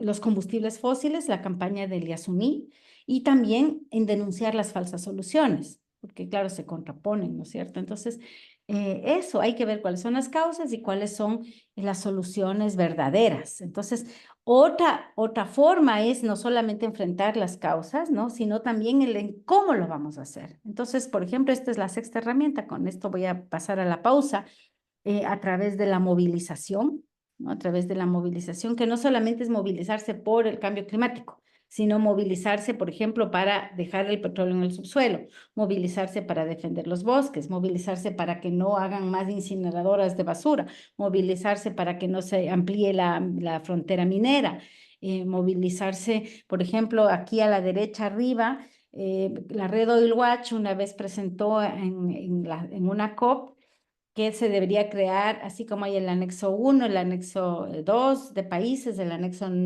países que no son anexo ni 1 ni 2, donde por ejemplo están los países del sur. Nosotros decíamos que debería crearse un anexo 0, que es en donde se deberían poner a los países que están empezando a dejar el petróleo en el subsuelo. Entonces, el primero que estaría ahí es el Ecuador, por ejemplo, ¿no? Pero obviamente esto, digamos, es más una herramienta política y de denuncia que algo que verdaderamente nos van a hacer caso, ¿no? Y obviamente otra campaña es la movilización para denunciar los problemas que tiene el Acuerdo de París. Entonces, también la movilización es muy importante, ¿no? Espera, que otra lámina tengo aquí. Ya, ahí me voy a quedar y descansemos 5 minutitos. Hasta que regresen todos en estos 2 minutos. Estas son las 2 láminas que les decía antes del consumo de energía de las compañías de tecnología digital. Y ustedes pueden ver aquí, por ejemplo, cuánto consume en terawatts hora, ¿no? En electricidad. Google. El Ecuador consume 23. Entonces es casi tanto lo que consume Google como lo que consume Ecuador y Microsoft también. Meta abajo en Facebook, ¿no? Y acá a la derecha, esta gráfica es interesantísima porque ahora todo es inteligencia artificial. Entonces, si ustedes ven, por ejemplo, una búsqueda en Google, cuánto consumía de energía, es muy poquito, ¿no es cierto? Era muy poquito en watts hora. Ya con ChatGPT subió, con todo lo que está potenciado en el Google Search con inteligencia artificial, ¿no? Con bueno, estas son categorías así, ¿no? Pero fíjense ustedes, ¿dónde está acá? O sea, es brutal la cantidad de energía que consume cada búsqueda que hacemos. Y calculen ustedes los billones de búsquedas que hacemos los humanos que tenemos teléfono, computadoras, etcétera. Todo es inteligencia artificial. Pero bueno, ya. Les pegué solamente estas dos láminas porque me parecen súper interesantes, sobre todo tomando en cuenta que ahora es... digamos, todo está digitalizado, ¿no? Entonces, el consumo va a ser cada vez mucho más grande. Ya, en las dos últimas, esta última media horita, vamos, menos, 10 minutos, y después podemos hacer otra conversa y un pequeño ejercicio rápido, ¿no? ¿Cómo podemos encontrar algunos documentos? Ya, es decir, nosotros está bien, queremos saber qué es lo que está haciendo el Perú, Bolivia, Venezuela, Ecuador, Colombia en Naciones Unidas, porque uno normalmente puede hacer una solicitud de información al Ministerio de Relaciones Exteriores, al Ministerio del Ambiente, dependiendo del punto focal en cada país, ¿no? De la convención, y pedir información y decir, bueno, ¿cuáles son las comunicaciones que ustedes han mandado? ¿Cuáles son las NDCs? Pero a veces no dan. Entonces uno puede ir a la página de la Convención Marco y buscar. Y es muy sencillo. O sea, uno va, ¿no es cierto? Pone, aquí les he puesto bueno, me imagino que este PowerPoint Hernán lo va a compartir con ustedes, ¿no es cierto? Y aquí está el enlace incorporado al PowerPoint. Y entonces uno entra acá. Yo voy a entrar aquí directamente a la web.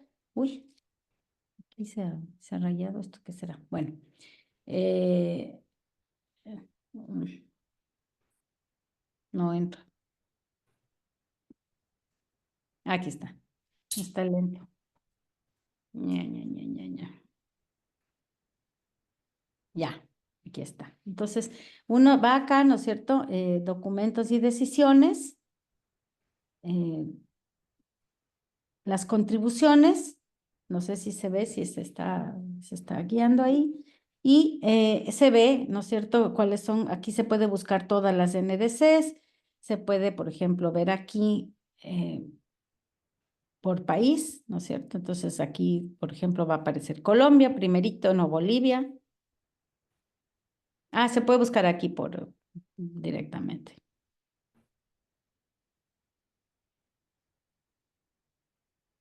¿Ya?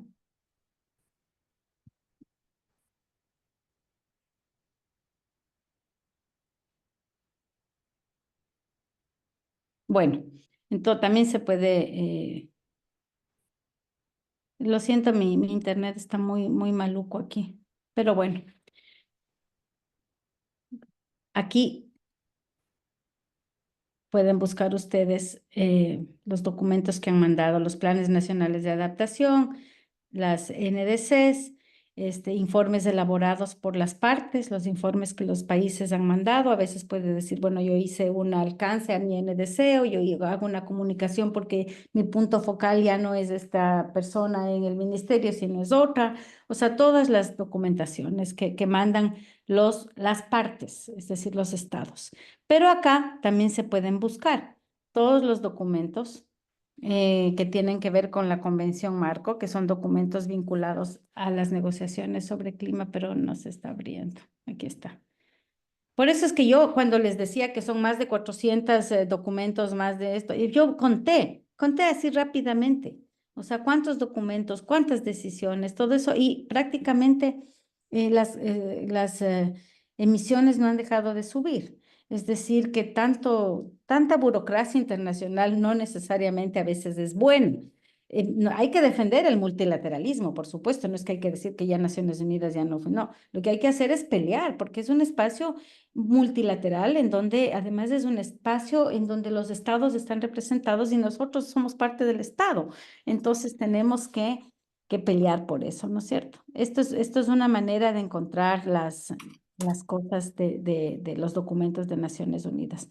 Aquí está el enlace y en el PowerPoint va a estar incrustado el enlace para que ustedes puedan buscarlo. Aquí me voy a detener los últimos minutos.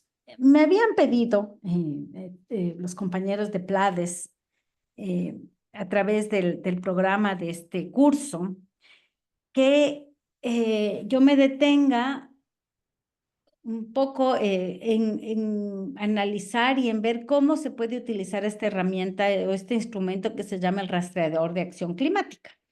Y este rastreador de acción climática, también aquí en mi PowerPoint está incorporado el enlace, es un espacio, digamos, una iniciativa en donde están varias instituciones, organismos internacionales, etcétera, también algunos estados asociados para hacer un análisis de cuáles son los grados de cumplimiento de los estados a los compromisos del Acuerdo de París. Entonces, para esto, lo que hacen es como crear indicadores. Entonces, vamos a entrar acá, ojalá se abra. Ya.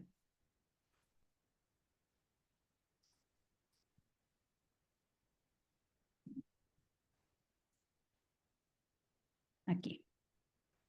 No hay de todos, pero por ejemplo, vamos a empezar con Colombia. Entonces dicen, bueno, Colombia tiene en general un rating de insuficiente.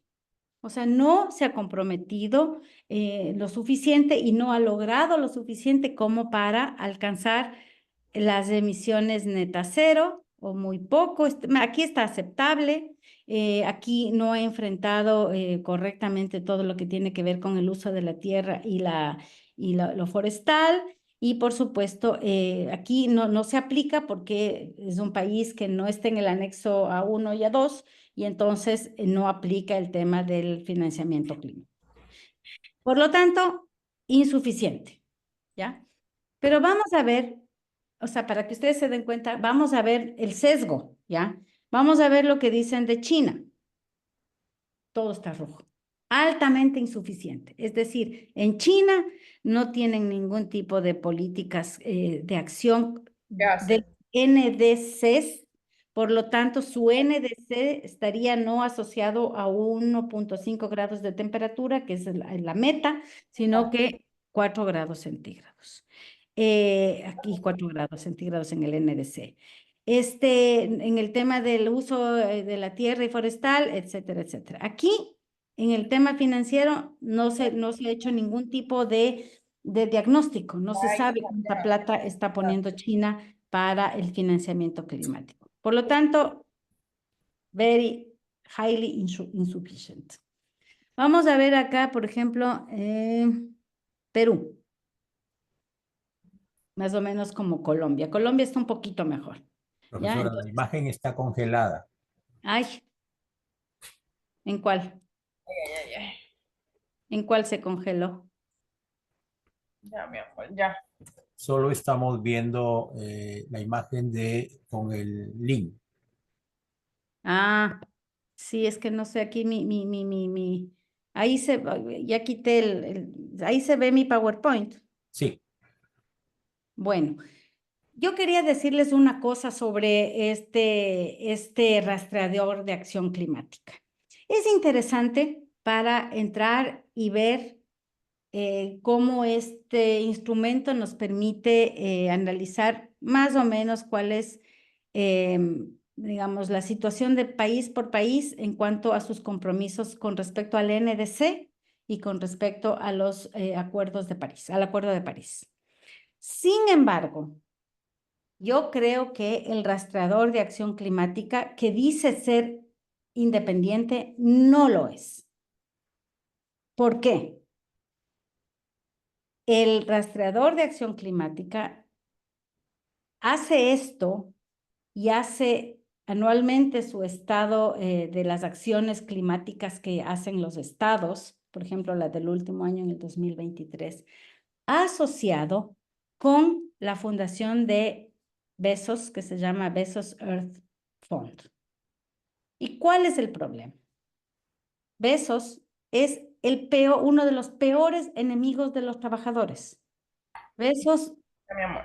odia a los sindicatos. A Y ver no qué- solamente eso, sino que hace trampa.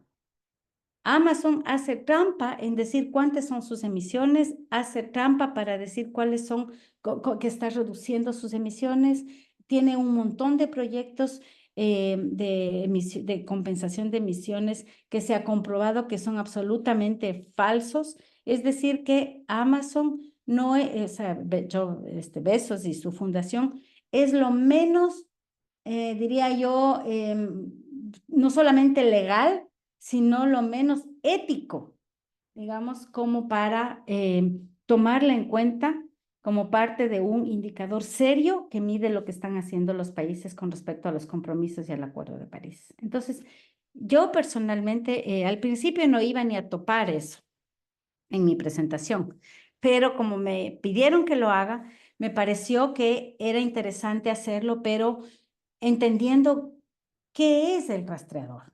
O sea, es un rastreador, sí, interesante, podemos ver, podemos jugar, ver país por país, comparar, etcétera, etcétera. Pero tenemos que saber quién está detrás del rastreador climático. Y detrás del rastreador climático, entre otros, está este señor, que es uno de los principales enemigos de los sindicatos, de los trabajadores, es un explotador total y solamente por eso yo tomaría con pinzas los resultados que nos puedan dar este rastreador de acción climática para poder analizar, digamos, o tomar decisiones con respecto a qué hacer frente al cambio climático. Existen otros indicadores, por ejemplo, este Climate Change Performance Index, que es otro, ¿ya? Es otro tipo. Aquí también se puede ver, por ejemplo, aquí también está el enlace, pero no lo voy a aprender porque se está congelando, y vemos claramente, por ejemplo, ¿no es cierto?, qué resultados y cuál es el ranking de los países con respecto a la performance en inglés, su desempeño con respecto al cambio climático. Algunos países no hay resultados, de Venezuela no hay nada, Bolivia tampoco, Perú, Ecuador tampoco. Entonces, es muy limitado también algunos de los países que se presentan en este indicador. Hay este otro rastreador climático de género que me parece mucho más interesante. Es interesante porque lo que hace este rastreador es ver cuál es la participación de las mujeres en todo lo que tiene que ver con las políticas internacionales de género. Entonces, las últimas cosas que han hecho, por ejemplo, es saber hacer un análisis. No he visto todavía los resultados, no creo que lo han sacado, pero me imagino que estarán pronto.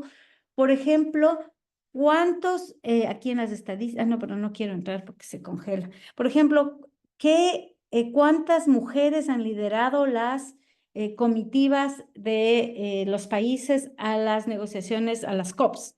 Entonces, se ve que, por ejemplo, Colombia está súper bien, ¿no es cierto? Brasil está más o menos, Perú está fatal y el Ecuador también. O sea, es decir, que casi siempre van hombres, ¿ya? Esto era también así en Colombia y en Brasil antes, pero ha ido mejorando a lo largo de los últimos años.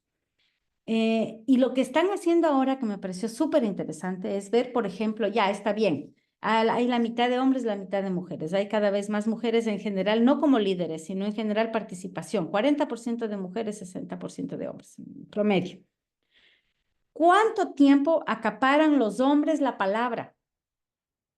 Interviniendo, o sea, cada vez que interviene un hombre, interviene hablando 5 minutos, 10 minutos, mientras que una mujer interviene más concisa, etcétera, solamente o pide la palabra y habla menos. Entonces, este rastreador, últimamente he visto que tienen este estudio, que no sé cuándo van a sacar los resultados, ¿Cuánto tiempo acaparan la palabra los hombres versus las intervenciones de las mujeres en las negociaciones internacionales sobre clima?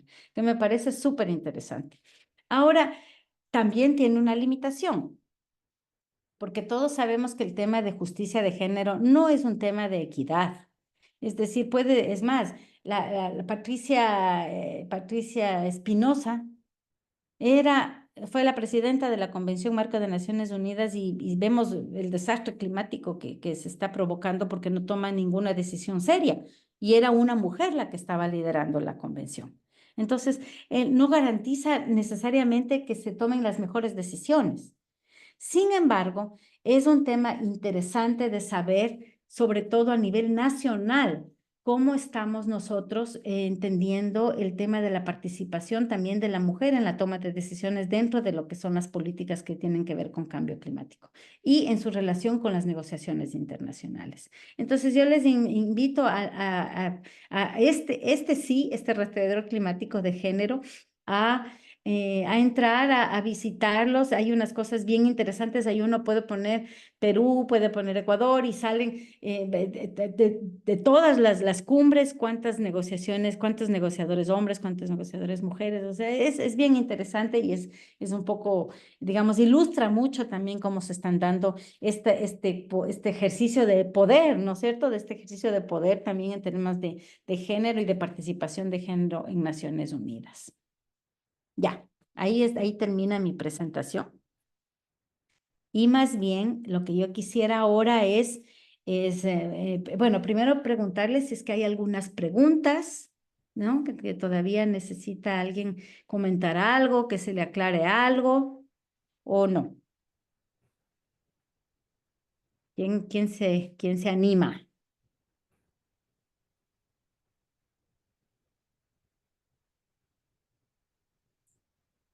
Buenas noches, profesora. Bueno, agradecerle por la presentación y también porque usted justo ha dado un tema que es muy importante, que es el tema del género y la transversalidad en ello, ¿no? Yo soy Omaida Marquina de acá de Perú y aquí, por ejemplo, en el tema del agua, siempre se ha visto que se pasa toda esa carga de cuidado a la mujer, incluso a las niñas, ¿no? Y eso se ve también como un tema de desarrollo. En la época donde la ministra de la Mujer era Marcela Guaita, se hizo todo un estudio al respecto para ver cuántas horas se dedicaba una niña o una mujer a ese tema y cuántas horas lo hacía un hombre, ¿no? Solo con el hecho de solo recoger, cargar por la distancia, y a veces ni siquiera tenían la posibilidad de las niñas ir a la escuela, ¿no? Y terminar sus estudios, porque necesitaban hacer no solamente el cuidado del agua en la casa, sino el cuidado en sí del hogar. Entonces todo eso también suma mucho para poder brindar dichas estadísticas y dicha brecha que hay entre hombres y mujeres, ¿no? Ahora en el tema de la foto que mostró que todos eran hombres, pues lamentablemente en el sector, por ejemplo, donde nosotros estamos, acá hay justo dos compañeros más de donde nosotros trabajamos y somos dirigentes de un sindicato de Petroperú, la gran mayoría son hombres en las gerencias, no solamente hay una mujer. Y de dirigentes también, la gran mayoría son hombres. Solamente en nuestro caso, por ejemplo, en nuestro sindicato somos dos, que ocupamos felizmente cargos relevantes, que tenemos una voz y voto.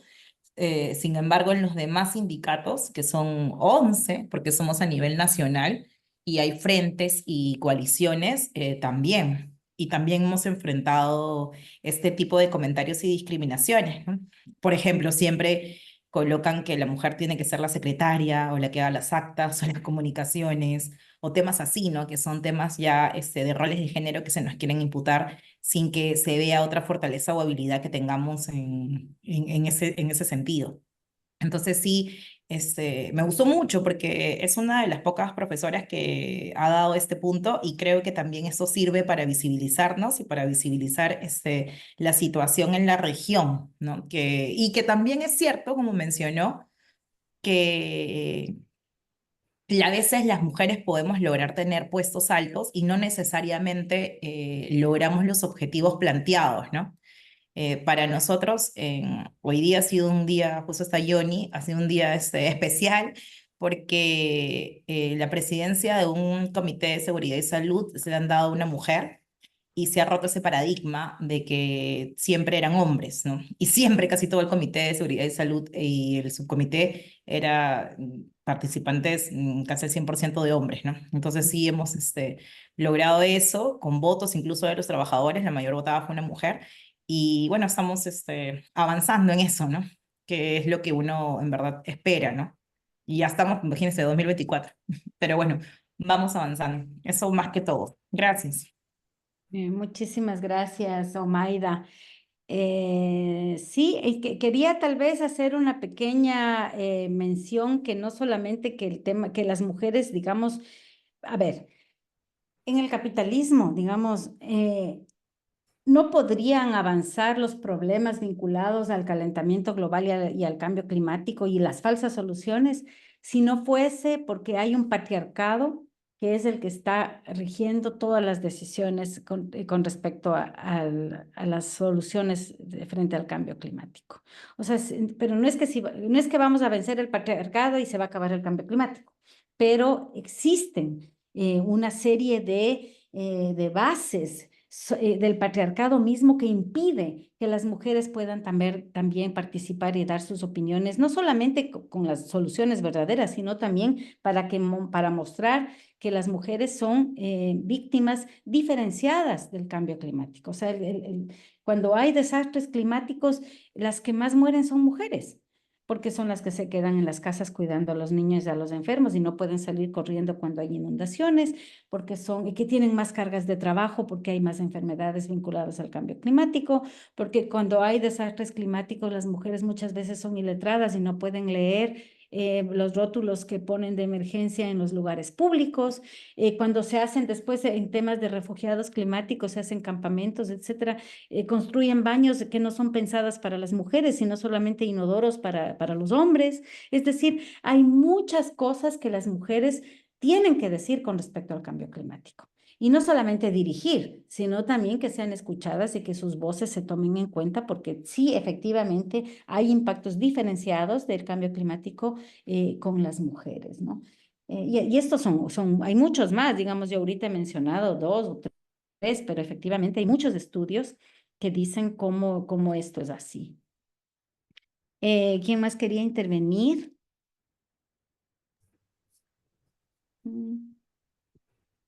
Doctora, solo si me permite, a manera también de, no sé, de reflexión, estaba leyendo hace poco, CCI ha sacado un documento sobre justamente el cambio climático y migración. Y me parece que también nosotros tenemos que tener la mirada puesta en que el cambio climático afecta a todos y todas, afecta de manera más especial a las poblaciones vulnerables, y ahí están las mujeres, que ahorita con la sequía, por ejemplo, yo soy de una parte de la selva peruana, de Iquitos, que es una isla, y hasta hemos estado desabastecidos de gasolina, de todo, porque como todo llega por el río, ya que por avión es bastante caro, ha estado faltando de todo, ¿no? Ya ahorita está un poco solucionado, pero más allá de eso, ¿quién es la mujer que tiene que ir a cargar el agua porque ya no hay agua, porque el río se aleja, porque se seca todo? Sigue siendo la mujer. Entonces hay que visibilizarlo. Eso, si vemos esta población vulnerable, ¿no? Siempre alguien tiene que, como les digo, chapar esta consecuencia de que no son desastres naturales, son consecuencias del cambio climático, de la falta de acciones, de políticas realmente buenas, porque todos son paliativos para lavarse la cara, disculpen el término. Eh, y también ver el tema de la migración, ¿no? ¿Cuánta gente está migrando justamente producto del cambio climático, porque ya no pueden subsistir con lo que antes subsistía? Yo ayer estaba hablando, acá en el Perú tenemos un grupo de poblaciones indígenas que fueron víctimas justamente asesinados hace 10 años, caso Sahueto, y ayer estaba hablando con una de las esposas, la viuda, su marido fue asesinado. Y entonces estábamos hablando de los hijos, y ella tuvo 9 hijos. Y me dice, antes se podía tener así, señorita, ahora no podemos porque hasta nos han quitado la tierra. Nosotros en la tierra vivíamos de la tierra, por eso podemos tener hijos. Tenía mi gallinita, tenía mi chancho, plantaba mis frutas, mis verduras, yo comía bien mi yuca. Ahora hasta el terreno nos han quitado, ¿no? Y eso también es algo que quería visibilizar como poblaciones vulnerables. Muchas gracias. Asdrúbal también quiere intervenir. Una pregunta en el caso de las estadísticas. ¿Cómo pueden, por ejemplo, tener la información de promedios o de funciones en América si por lo menos Venezuela no entrega ninguna estadísticas de ninguna situación ecológica? O sea, nada, para nada.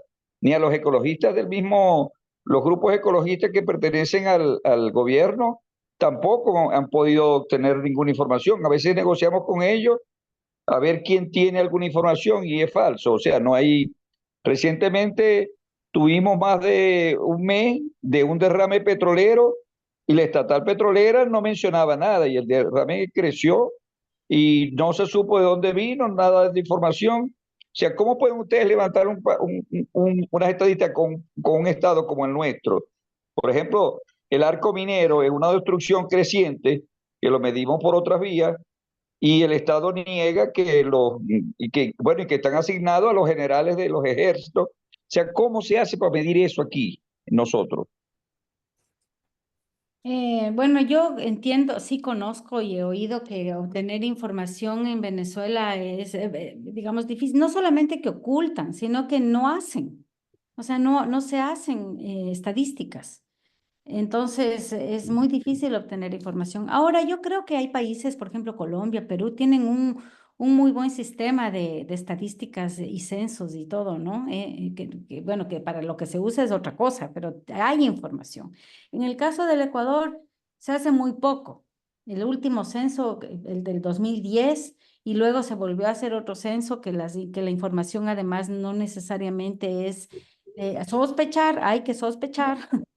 Es una información que no necesariamente nosotras estamos, digamos, la gente no lo usa mucho porque se sabe que fue manipulado. ¿Por qué manipulan los censos? Porque en el caso del Ecuador es más fácil decir que hay menos población indígena, les conviene, ¿no es cierto?, al Estado, al gobierno le conviene decir que hay menos población indígena que la que verdaderamente hay, porque eso significa que tiene que hacer menos políticas particulares, ¿no es cierto?, con una acción dirigida para los pueblos indígenas con más dinero, más presupuesto. Entonces dicen, no, hay menos, entonces se pone menos plata. Menos de educación intercultural bilingüe, menos de educación, qué sé yo, temas de salud. Entonces también las estadísticas se manipulan. Y yo creo que en cada país tiene también el derecho al acceso a la información. Ahora con el acuerdo de Escazú, que creo que ya varios de nuestros países andinos lo han ratificado, en el acuerdo de Escazú, digamos, se permite y se exige, si es que el país ha ratificado y es un instrumento internacional que se puede apelar para que haya acceso a la información. Entonces, también eso creo que es muy interesante. Pero claro, hay países que yo sé que en el caso de Venezuela simplemente no lo van a entregar porque no hay. Entonces, es muy difícil. Eso. Hernán. Yo propongo terminar aquí la clase. Hay unos ejercicios que Hernán les va a compartir en su plataforma, ¿ya? Y también veo que Hernán ha puesto aquí el PowerPoint, pero yo acabo de mandarte al correo la última versión esta que es la que yo presenté ahorita. Entonces tal vez si se puede después compartir por aquí también. Y nada, ya yo les quiero decir, aquí son las 3 de la mañana. Sí, estoy un poco cansadita. Entonces, nada, pues ahí, Hernán, muchas gracias. Espero que haya sido interesante y que les haya dejado algunas